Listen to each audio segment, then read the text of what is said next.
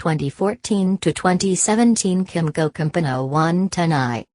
The Guangying Motor Company brings classic, Italian scooter style and modern performance together on the retro-flavored Compagno.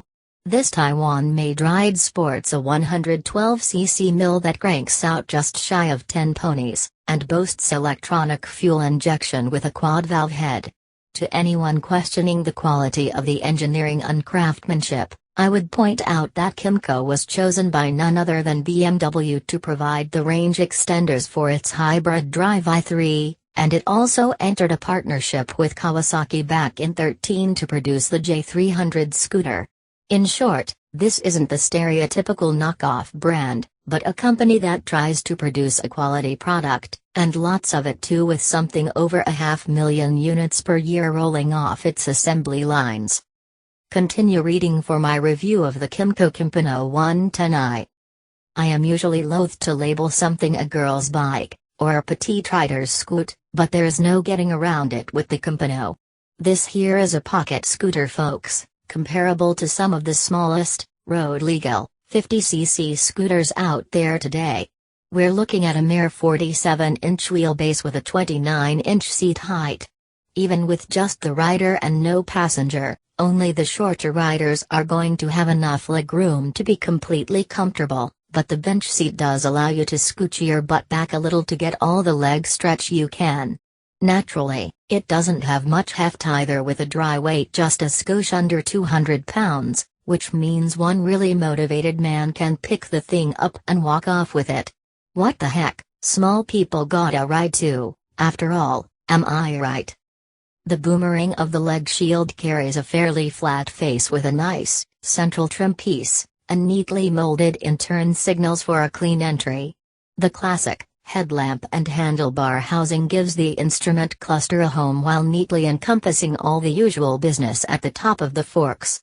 Said cluster contains an analog speedometer that goes all the way up to 70 miles per hour, a little ambitious, perhaps?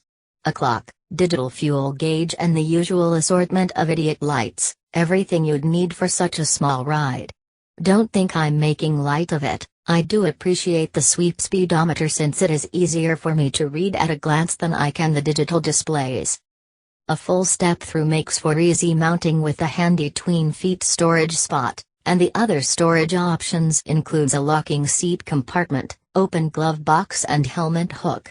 The bench seat comes backed up by a nice, chromed passenger grab rail, and the rear side panels carry but a little of the traditional bump out over the wheel for a rear end that's nearly as clean as the front.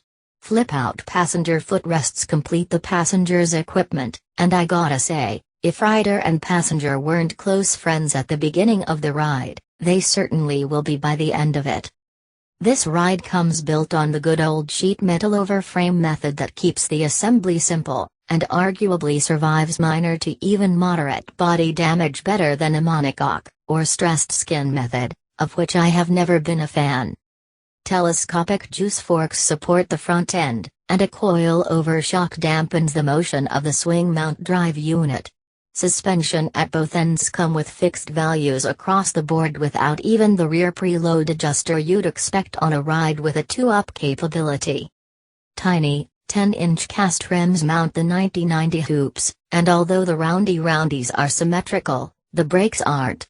A hydraulic disc brake setup slows the front wheel, but the rear wheel gets the still typical drum and back. Really not surprising given the small wheels and KYMCO's need to keep production costs down to protect the holy bottom line and keep MSRP low. The factory doesn't publish the rake and trail, but I can tell you that the Compagno is a little wobbly at low speed and doesn't track well in a crosswind, but that shouldn't be a revelation given the compact nature of the wheelbase. In other words, handling is exactly what you'd expect. Drivetrain. The beating heart is a 112cc thumper.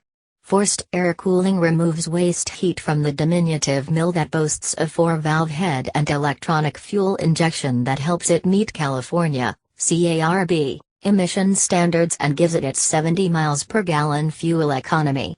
The nearly square mill runs a 50 mm bore and 51.8 mm stroke with a sock to time the valve train. What we end up with is a claimed 9.6 horsepower at 8,500 revolutions per minute and 6.7 pounds of grunt at 7,000 revolutions per minute. It has a speedometer that goes up to a very ambitious 70 miles per hour, if you dare try to get those little bitty wheels a hellin' that fast. Not me, buddy. I'll keep my Compagno around town, thanks all the same. That mileage with the 1.45-gallon fuel tank gives the Compagno 110i about a 100-mile range, which is probably enough to commute all week, or take one heck of a trip. The 2017 Compagno 110i runs $2,399 and comes in your choice of matte white, matte black, or light green. KYMCO covers your new scooter with a 24-month limited warranty. Vespa, under Piaggio, is one of the most recognized names in Italian scooters, and so given the looks of the Compagno and the obvious similarities in design, I went straight to the Primavera 150 for my head-to-head. Like brothers from another mother, these two share a clean front end with recessed front turn signals and a fetching, central trim piece topped by a handlebar shroud that encompasses the headlight and single clock instrument cluster. The Vespa lacks a completely flat step-through deck, but instead runs a tunnel from the steering column to the under-seat storage box, but it's still fairly low, and unlikely to interfere with mounting and dismounting at all, but try before you buy. Both run bench seats, but the Compagno saddle looks a bit uninspired next to the comfortably molded Vespa seat. Low-profile rear side panels grace both rides as well, with a clean chrome grab rail for potential passengers that could also serve as a place to hang a bungee. In typical fashion, Vespa uses a railing link and coil-over shock front suspension as opposed to the telescopic type on the Compagno, but both ride on a single rear shock. Brakes are also similar, but Vespa scores a win with ABS protection on its Primavera. The Vespa is also a bit larger with a 52.7-inch wheelbase compared to the 47 inches on the KYMCO ride, so it's also a tad less squirrely in the handling.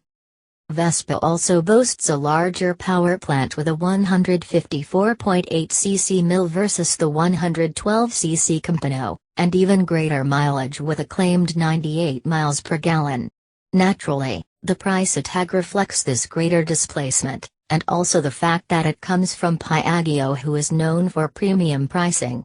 At $5,099, the Primavera is significantly more expensive than the $2,399 Compagno, and if you don't have to have the big name ride, the KYMCO scooter looks like a very viable alternative for riders on a budget. My husband and fellow motorcycle rider, TJ Hinton, says, "Cute and all, and though it isn't a straight-up doppelganger, it almost crosses the line with some of the bona fide Italian rides." Well, and why not? They are the classiest around when it comes to old-school charm, and retro is big right now. Plus, it is a big bandwagon after all, and anyone is free to jump on at this point.